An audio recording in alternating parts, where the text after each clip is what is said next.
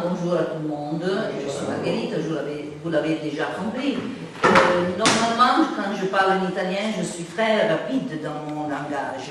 Aujourd'hui, je serai, je crois, un peu plus lente. C'est mieux pour mon français. Alors, votre français, tandis qu'on dit qu'à la Vallée d'Aoste c'est bilingue, c'est un discours simplement d'histoire et scolaire. Mon français, c'est institutionnel, c'est politique. Il n'y a aucun qui parle normalement en français, tandis que je suis autrement fille d'un Romain et d'une Vénitienne. Alors, dans mon DNA, il n'y a rien de français. J'aime le français. La musique française aussi. Je voulais vous faire entendre la musique dédiée à Napoléon, premier consul. J'ai trouvé une chose très intéressante. Giovanni Paisiello, c'est un musicien italien qui est mort en 1816. L'Italie, c'est le discours qu'il a fait avant Maurice, n'était pas l'Italie. Alors, les artistes, ce sont des cerveaux enfouis. Il a fait musicien chez l'empereur d'Autriche, chez le tsar de toutes les Russies et aussi à la cour de Napoléon. Il a écrit pour Napoléon une pièce très très belle, une messe de Noël dédiée au premier consul. C'est une chose très très belle.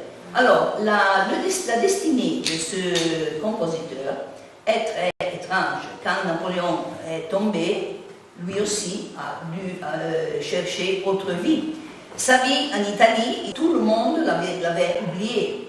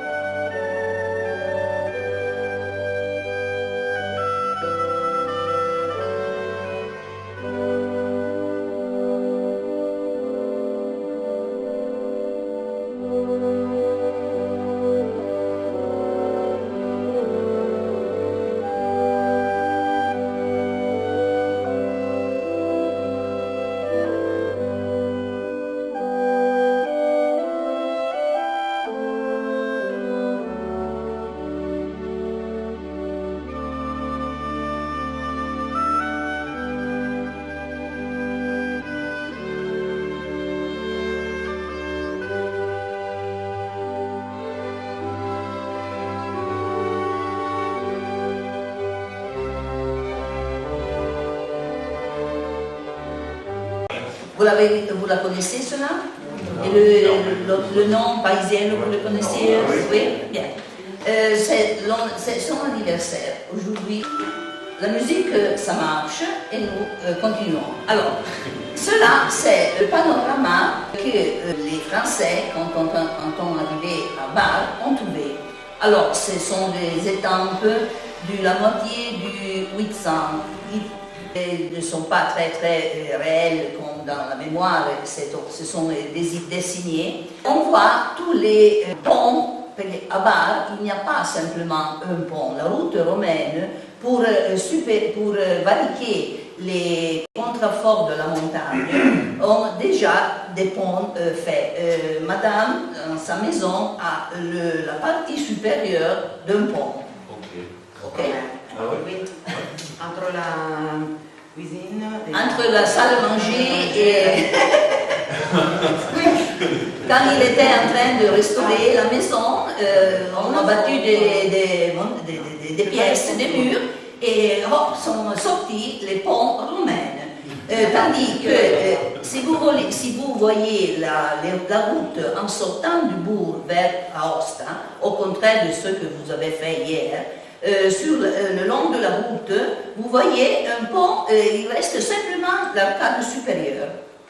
Alors, cela c'est le verrou après la destruction de Napoléon. Vous voyez, il n'y a aucune pierre du restant du château. Vous voyez les vignes, vous voyez la porte de Courlette, c'est l'entrée du bourg, du côté d'Ost. Le pont qui est tel quel, comme vous voyez maintenant.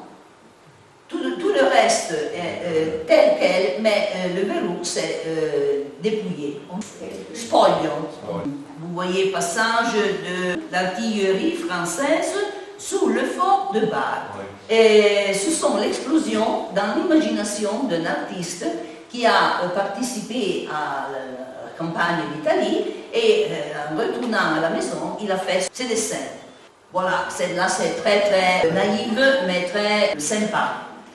Le fort n'était pas comme ça, surtout il n'était pas encore un fort, nous parlons maintenant du fort. Avant c'était un château médiéval, pas en reconstruction comme nous voyons maintenant, mais fortifié simplement avec des bastions, vous voyez. Le courlet c'est toujours là-bas où nous le voyons maintenant. Maintenant, je vous fais faire invece le voyage qui a fait. Nous sommes ici, au-dessus de Bar, au-dessus de Arna. Quand les soldats de Napoléon sont arrivés à Bar, la forteresse empêchait quiconque et quelconque passage. La dernière solution fut cela de valiquer la montagne, circuiter, on dit circuiter, entourner la pièce, le verrou, et descendre plus en bas vers Donas. La route, c'est une route de montagne, il n'y avait pas qu'un sentier. Alors les sapeurs ont fait des grès dans la montagne pour faire passer l'artillerie, mais les chevaux même ne pouvaient pas passer de là. C'est le motif par lequel Napoléon, qui avait prévu de faire le voyage entre le Grand Saint-Bernard et Ivrea en 3 jours, il est resté ferme ici 15 jours. Tandis que son artillerie est arrivée à Ivrea avant que l'armée. Voilà, maintenant c'est cela, ça s'appelle Tête du Cou. Et c'est un lieu très agréable, il y a des éleveurs avec les chevaux et les vaches. Cela c'est le village d'Albar de Donas, de l'autre côté déjà.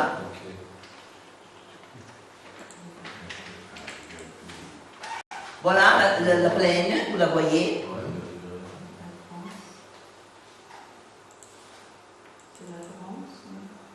Cela c'est la route. La route faite, bâtie appositement pour faire passer l'armée. Okay. Mais celle qui monte d'Arna à Altobar, ce que dans les documents s'appelle Albaredo. Voilà. Vous trouvez Albaredo. Celle qu'ils ont fait pour pour contourner la position. Contourner, voilà. Ce sont des photos à moi, cela, hein. Dans le bois. Voilà, vous voyez le fort maintenant du haut. Ici c'est Aude.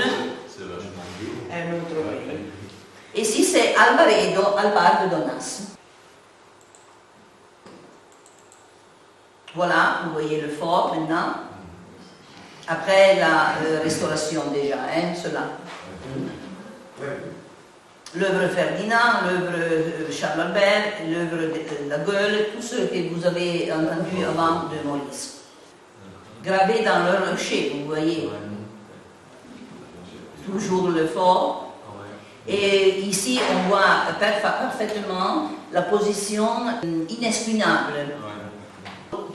Ici, nous sommes déjà vers Donas. Ici, c'est déjà Albar de Donas. Ce sont 2 villages, Albar de Bar et Albar de Donas. Bar, c'est un terme linguistique très très ancien qui veut dire roccia. Ah, d'accord. Rocher, c'est celtique. Bien, maintenant, c'est le moment où je dois faire disons le journal d'un siège. Je l'appelais journal d'un siège. Et si vous me permettez, je vais lire, tandis qu'à la mémoire par cœur, je n'ai pas appris tous les journées du siège. 15 jours par cœur, c'était trop, aussi pour ma mémoire. Alors, On part du septembre 1700. Vous dites 99. Voilà, je le connais cela. Le capitaine Bernkopf, c'est le capitaine autrichien qui avait le commandement de la forteresse, est nommé commandant du fort. Il peut compter sur 5 invalides piémontais et 120 paysans ai pezzi, come on dit pezzi dell'artiglieria? Des canonniers ou des serpents. Tous ceux qu'il avait à sa disposition. Au début de mai de 1800, Napoléon prit en charge l'armée de réserve. Le 15 mai débuta son voyage du Grand Saint-Bernard, le voyage que vous avez fait hier. Le 14, le jour avant, Bernkopf occupa Bâle, cette fois avec 400 hommes, la force du fort. Le 18 mai a eu la bataille à Châtillon, vous avez parcouru pendant la vallée. Le général Watrin marche jusqu'à Arnas. Arnas, c'est le village où a monté, vous avez vu les photos avant. Ici arrive aussi le général Lannes, qui est le commandant de Napoléon. Bernkopf, le commandant du fort, reinsérera toute la garnison à l'intérieur du fort. Mais le 19, quelques groupes du régiment Kinsky d'Ivrea arriva jusqu'à Arnas. Il y a une bataille, mais dans la nuit, le régiment Kinsky doit se retourner jusqu'à Pont-Saint-Martin. Vous connaissez Pont-Saint-Martin, c'est le village où il y a le pont, le fameux pont romain. En ce moment, nous sommes le 19 mai, arriva la première proposition d'une rencontre entre le général Lannes et le commandant de la forteresse. Et maintenant, je vais vous lire la proposition. Alors, les Autrichiens et les Français ont fait une guerre très courtoise, de gentleman. Alors, la première proposition arrive du général Lannes. 26 Floréal, en 8e de la République, une indivisible, Lannes, général de division, commandant l'avant-garde, au commandant du fort du Bar. Vous êtes entourés de chaque côté et il n'y a pas pour vous espérance de sauver le fort. Épargnez donc le sacrifice inutile des hommes. Je connais les fiers soldats à mes ordres. Ils conquériront avec vive force vos faibles fortifications. Bernkopf, à son tour, répond. Et qu'est-ce qu'il dit? Vous n'êtes pas très bien informé. Je pourrais rejoindre sans problème les montagnes autour.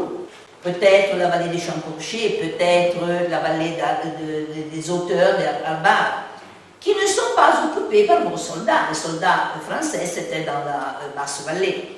Aucun lieu fortifié est abandonné avant d'être attaqué. Il n'a pas tort. Vous connaissez vos soldats, et moi, je connais les miens. Je suis responsable de la réponse négative, mais au contraire de votre croyance, je dois répondre non. Je ne quitte pas. 19 mai 1800. Signé von Bernkopf, capitaine, commandant. Le jour après, 20 mai, un nouveau message arrive par rencontre du général Dupont.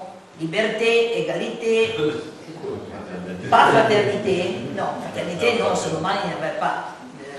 Verrès, 30 Floréal, en 8e. Le général Berthier m'a donné la charge de vous imposer de laisser le fort. Vous êtes attaqué de tous côtés. Vous êtes responsable de la vie et du futur des gens. J'ai l'honneur de vous saluer du pont. C'est très gentil, il y a beaucoup de courtoisie. Bernkopf répond à son tour. Monsieur le général, pour la deuxième fois, vous m'ordonnez de laisser le fort. J'ai vu les canons pointer contre la forteresse, mais je peux répondre avec mes canons. Pour le reste, je ne peux pas abandonner ma place. Bar, 20 mai 1800. Avec toute la considération, monsieur le général, je me signe Berkoff commandant. À cette réponse, tout de suite, les Français attaquent le feu du côté d'Ost, mais de la part du château, on répond avec tant d'énergie que les attaquants doivent se retirer. Le général du génie Marescot déclara que la forteresse était inexpugnable, au point que le général Berthier arrêta l'armée sur toute la ligne. Napoléon, surpris, je trouva une expression qui correspond, je crois, à l'italien « andò su tutte le furie ». Je trouva « se fâcha tout rouge Oui, ». C'est bon? Alors, Napoléon, vous imaginez, Napoléon fâcha tout rouge et fit reprendre le mouvement en avant, parce que tout son projet sera mis en crise. À ce point, Berthier décida de faire passer l'artillerie dans la montagne. Voilà le voyage que nous avons fait. Descendant sur Alvaredo pour la tête du coup. Furent creusées des marches dans le rocher, mais même les chevaux étaient fort en difficulté. Un troisième ultimatum, comment on dit en français ultimatum? Ultimatum, c'est juste alors.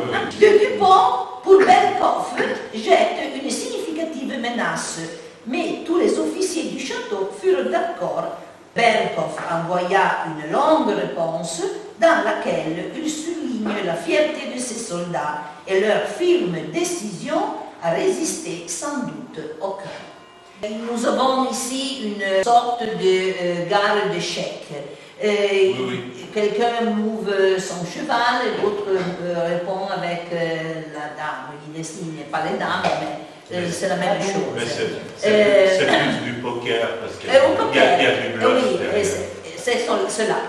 Alors, un soir, aussi, comme on dit, les petits groupes de gardes et piquets, qui encore stationnaient dans le village, furent faire rentrer dans le fort. Le 22, les Français, avant le jour, avançaient vers le village et 4 compagnies de grenadiers, avec beaucoup de morts, réussirent à faire sauter les portes et les défenses et à occuper le village. Aussi, le village a eu beaucoup de tracas. Le but principal des Français, c'était de faire continuer le passage des artilleries. Cela, c'est l'important.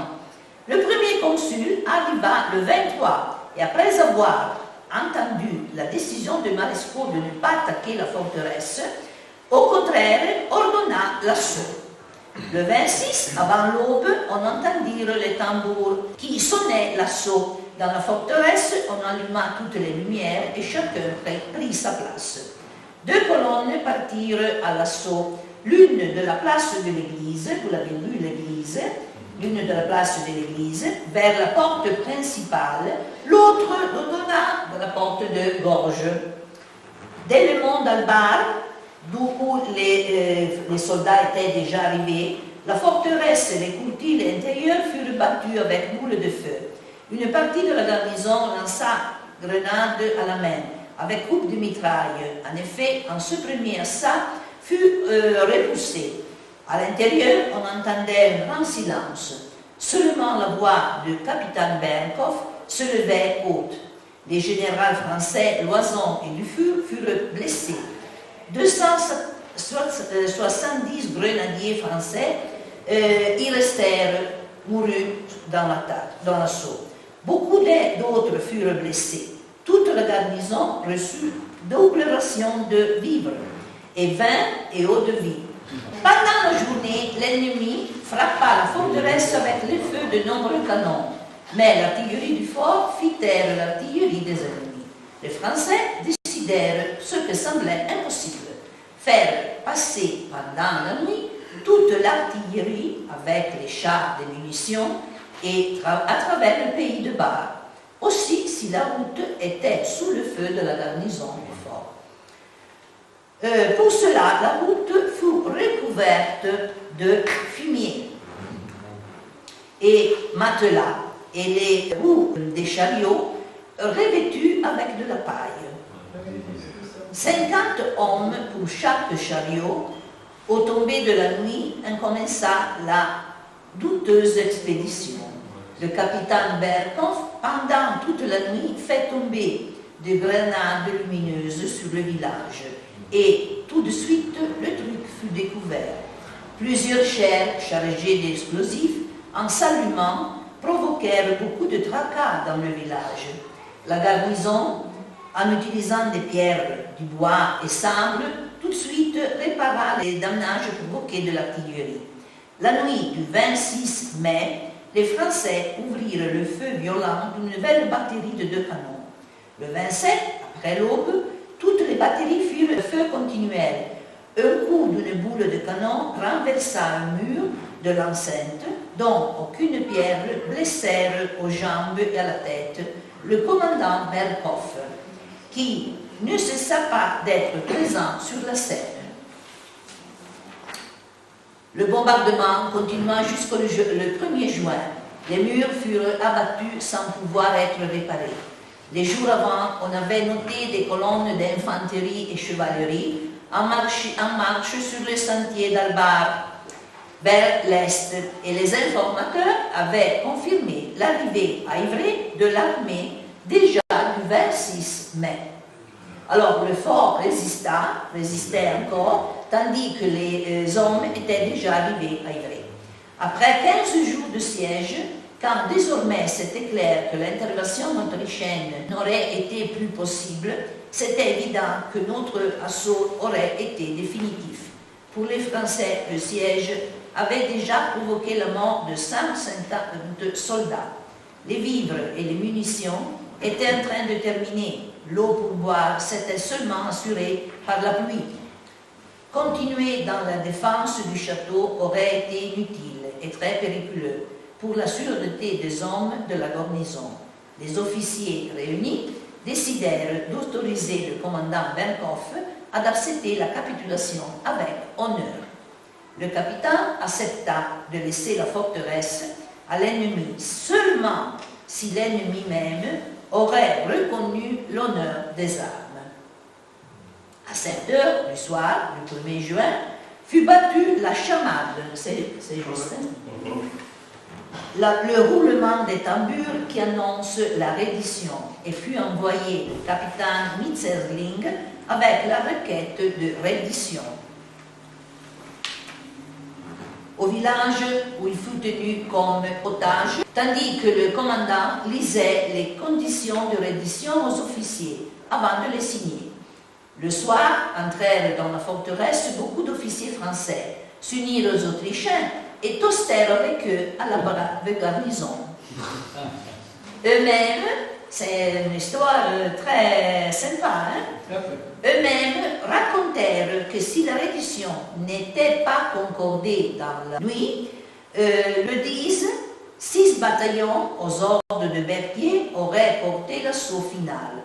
Le 2 juin, à 9 h, la garnison traversa le pont Lévis vers Ost et arriva dans le village, où les soldats français, en parade, les accueillèrent au son de la musique militaire. Les destructions dans le village de Bar étaient terribles. Toutes les maisons au pied de la forteresse avaient été brûlées. En ce moment, seulement les soldats de la garnison pouvaient comprendre la force réelle de l'ennemi. Le chemin de Bar à Verrès fut parcouru entre une colonne d'unités et d'artillerie sur tous les 2 côtés de la route.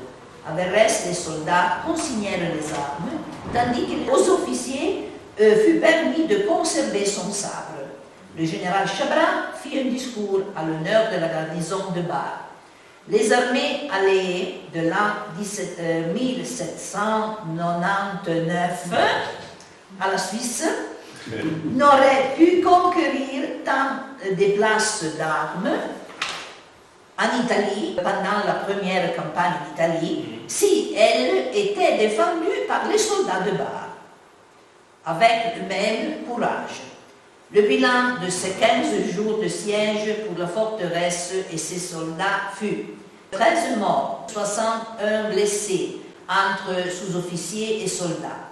Le commandant Berkoff avait eu comme compagnon le capitaine Mitzerling, le lieutenant Schötter et Wenkel, le baron Reichling von Bellode, les cadets Godnark et Schonde, tous appartenant au 47e régiment d'infanterie.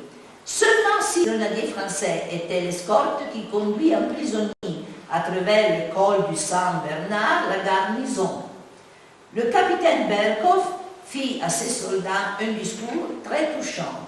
Avant le siège, une commission de l'état-major avait conclu que la défense possible pouvait être au maximum de 8 jours.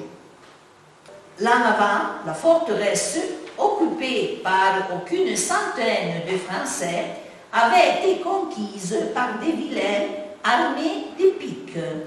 C'est une des nombreuses révolutions qui en Vallée d'Aoste s'appelle la révolution des Socs.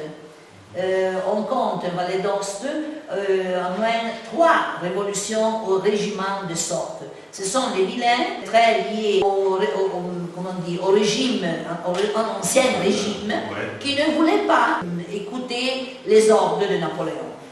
Ah, où j'ai trouvé tout cela. Alors, dans les documents français, il n'y a rien. J'ai écrit un livre sur Bar et j'ai trouvé simplement la phrase, le mot de Napoléon, le vilain château va détruire. Dans les archives françaises, il n'y a pas de tout. Nous ne parlerons point ici des moyens qui furent employés pour faire passer l'artillerie. C'est là Berthier qui écrit cette phrase dans la relation de la bataille de Marengo. La bataille importante, c'était Marengo.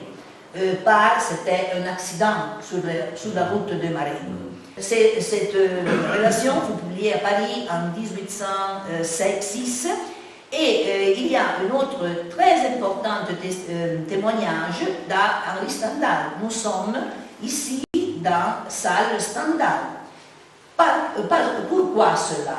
Alors, Henri Beyle, le vrai nom de Stendhal, était jeune lieutenant aux suites de Napoléon.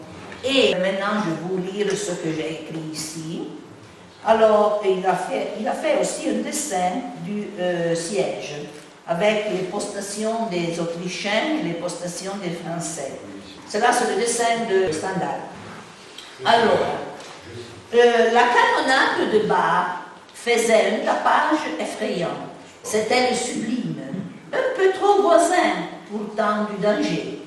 L'âme, au lieu de jouir purement, était encore un peu occupée à se tenir. Je crois que le logement du soir fut chez un curé déjà fort malmené par les 25 ou 30 000 hommes qui avaient passé avant. Je lui parlais latin pour diminuer sa peur.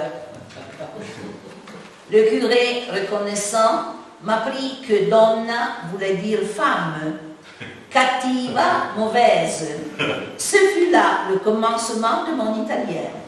Je fus tellement frappé de la quantité de cheval morts et d'autres débris d'armée que je trouvais à 2 bars à Ivry qu'il ne m'est point resté de souvenirs distincts.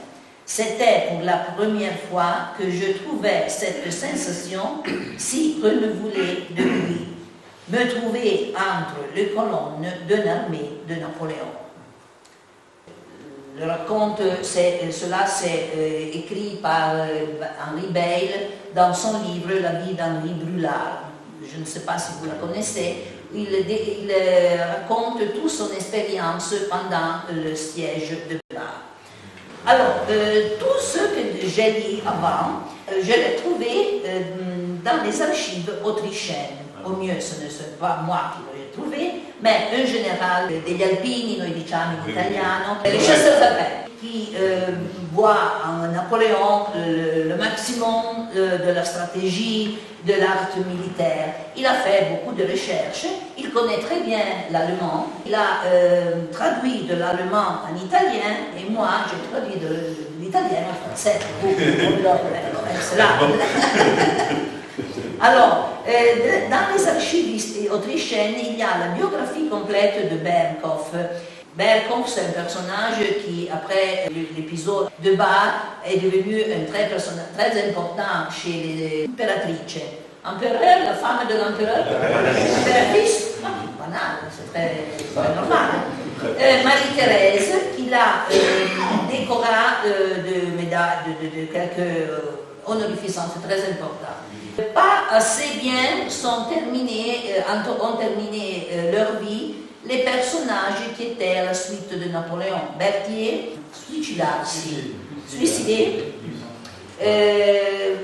Tandis que la vie après Napoléon, c'était très difficile pour ceux qui ont suivi son parti. Alors, parlons maintenant du fort. Alors, qu'est-ce qu'était le fort avant de Napoléon? Et la première fois qu'on parle pas du fort, du château, déjà au temps des Romains, probablement il y avait une tour, mais il n'y a aucun document qui atteste cela. La route romaine passait si bas. C'est probable qu'à nous, il y avait une forteresse, une tour de garde, comme nous n'avons beaucoup en Vallée d'Aoste.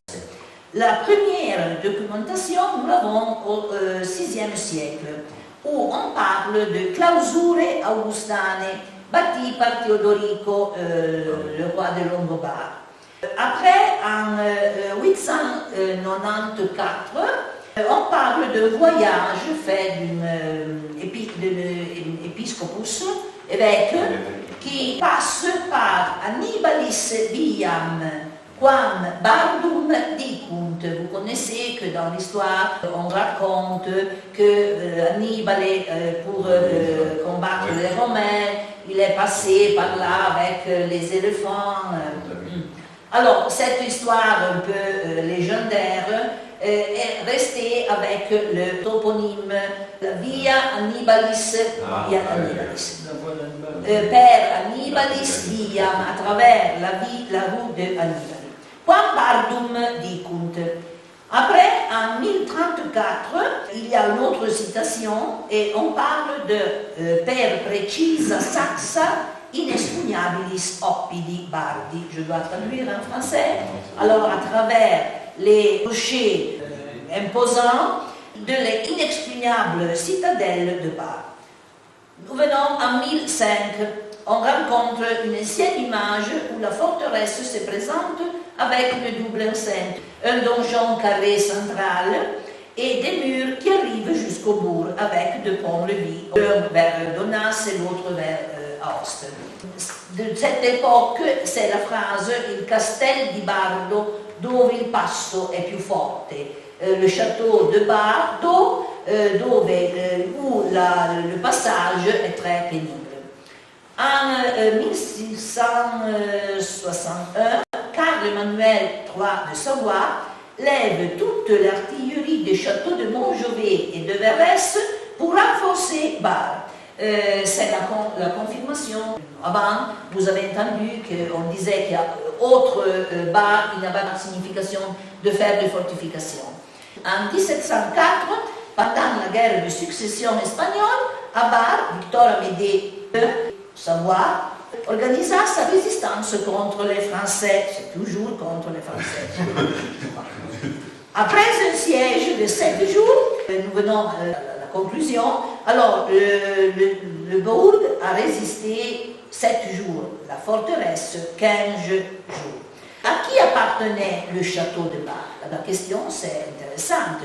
Nous avons parlé des Savoie, nous avons parlé des Romains, mais avant des Savoie, qui étaient les seigneurs de Bar? Avant, c'était les viscomtes d'Aoste. Après, les seigneurs de Bar, ce sont deux frères très litigieux. Et alors, pour ne pas faire la guerre entre eux, en 1600 se divisèrent et l'un resta ici à Bar, l'autre prit le château de Pont-Saint-Martin qui domine le pont romain de Pont-Saint-Martin. Et c'est la seigneurie de Pont-Saint-Martin-Bar. Amédée IV de Savoie conquis et a pris le château. Alors, après le siège, qu'est-ce qu'il passe? Vous avez vu les temples où le verrou était tout à fait dépouillé. 1815, le congrès de Vienne. Il y a la Restauration. Tous les souverains retournent sur son trône. Les savoirs retournent à Turin. Et à partir de 1827, Carlo Felice, vous l'avez vu avant, donne à le général Oliviero. La construction dura pendant 8 ans, de 1830 à 1838, avec les différentes opéras, pour un total de, je crois que vous l'avez déjà vu avant, 283 locaux pour contenir 416 hommes, avec un ravitaillement suffisant pour 3 mois. Alors, les données que j'ai en mes possessions me dit que le fort fut démilitarisé définitivement, après être poudrière, en 1974. À peu près. En 1990, la région prit en charge le fort, qui était avant l'État. De 1993 à 1995, ce fut une longue période de réflexion, de programmation pour comprendre ce qu'on pouvait faire de sa construction. En 1996, il y a la loi régionale qui finance la restitution. La société formée pour le 90% de Finosta, qui a été mentionné, le 5% la commune et le 5% celle qui alors s'appelait communauté de montagne et qui maintenant s'appelle unité des communes. Alors, ce sont 10 ans d'ouverture et je n'aime pas assez Napoléon. La bonne Vénitienne, maman c'est vénitienne. Et alors, à Venise, Napoléon, la République de Venise est tombée. Comme la République de Genève. C'est la même chose. C'est la même chose. Alors, je n'aime pas Napoléon. C'est-à-dire qu'il faut reconnaître que sans Napoléon, vous, nous, moi, oui, le fort, les visiteurs du fort ne seraient pas ici.